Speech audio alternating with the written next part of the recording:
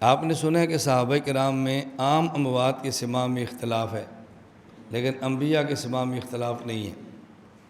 فتاوی رشیدیہ میں ہے، اگر کوئی شخص میت کی قبر پہ جا کر کہے میرے لیے اللہ سے دعا کرو، جسے کہتے ہیں استشفاء، میرے لیے، استشفاء کا معنی کیا ہوتا ہے؟ شفاعت کی درخواست کرنا، شفاعت طلب کرنا، سفارش کی درخواست کرنا، آپ ہمارے لیے اللہ سے دعا کرو۔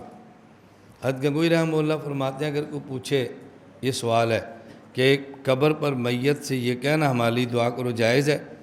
فرمایا اس میں اختلاف ہے، اور اختلاف کی وجہ جو کہتے ہیں مردہ سنتا ہے وہ استشفاء کے بھی قائل ہیں، اور جو کہتے ہیں مردہ نہیں سنتا وہ استشفاء کے بھی قائل نہیں، اور یہ اختلاف عہد صحابہ سے ہے، البتہ انبیاء کے سماع میں کسی کو اختلاف نہیں ہے۔ یہ فتاوی رشیدیہ میں۔ اب اس سے ثابت ہوا عام اموات سے استشفاء جائز ہے کہ نہیں، اختلاف ہے، لیکن انبیاء سے استشفاء میں کسی کا اختلاف نہیں۔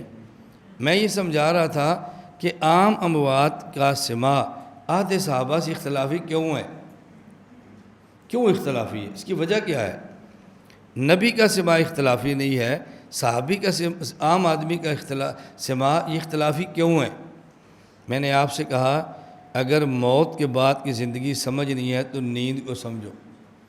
اب سونے والے آدمی دو قسم کے ہوتے ہیں، ایک سونے والا ہوتا ہے جو سواری ہے، اور ایک سونے والا ہوتا ہے جو جہاز ہے۔ سمجھ آ گئی؟ ایک سونے والا سوار اور ایک سونے والا جہاز۔ جہاز بھی تو سوتا ہے نا کبھی۔ ایک ہوتا ہے صحت مند، ایک ہوتا ہے نشئی۔ نشہ کرنے والے کو ہمارے یہاں جہاز کہتے ہیں نا، اڑ رہا ہوتا ہے اس کی پرواز دیکھنے والی ہوتی ہے۔ ایک ہوتا ہے نشئی، ایک ہے صحت مند۔ دیکھو دونوں سوئے ہیں، دونوں کی نیند میں فرق ہے۔ ایک کی نیند ایسی ہے ہلکی سی کھٹکھٹاہٹ ہو اڑ جاتا ہے، اور ایک ایسا ہے کہ اس کو جوتا مارو تب بھی نہیں اٹھتا، اوپر پانی گراؤ تب بھی نہیں اٹھتا۔ ایسے ہی ہے نا۔ اب اس کا معنی ہے کہ سونے والوں کے سماع میں اختلاف ہے، تو لہٰذا مرنے والوں کے سماع میں بھی بعض اموات ایسے ہیں کہ ان کی زندگی کیفیت ایسی ہے کہ وہ سنتے ہیں، بعض نہیں سنتے۔ کیا مطلب؟ ایک ہے کافر، وہ غرق ہے اللہ کے عذاب میں، وہ عذاب میں اتنا مستغرق ہے کہ پیچھے والے کی بات نہیں سن سکتا، تو نہ سننے کی وجہ وہ سن نہیں سکتا یا عذاب کی وجہ سے سن نہیں رہا؟ آپ سمجھ آئی بات؟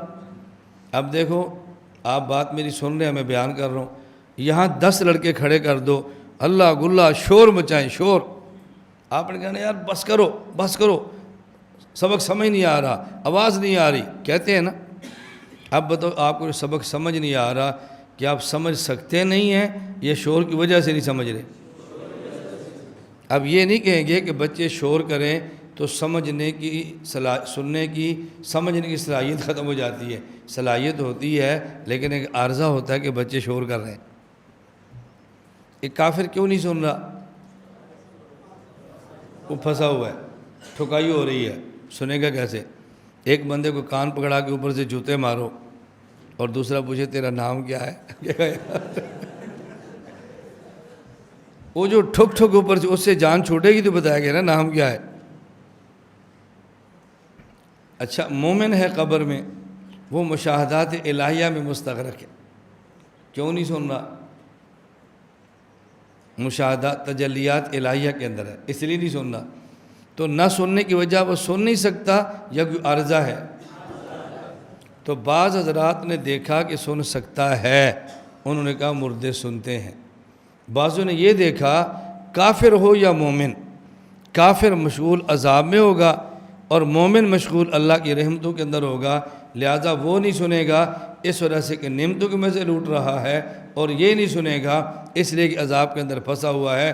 تو کسی نے اصل کو دیکھا تو کہا جی سنتا ہے، اور کسی نے عارضے کو دیکھا کہا جی نہیں سنتا، اس لیے اختلاف ہو گیا عہد صحابہ میں سے، بعض کہتے ہیں سنتے ہیں اور بعض کہتے ہیں نہیں سنتے۔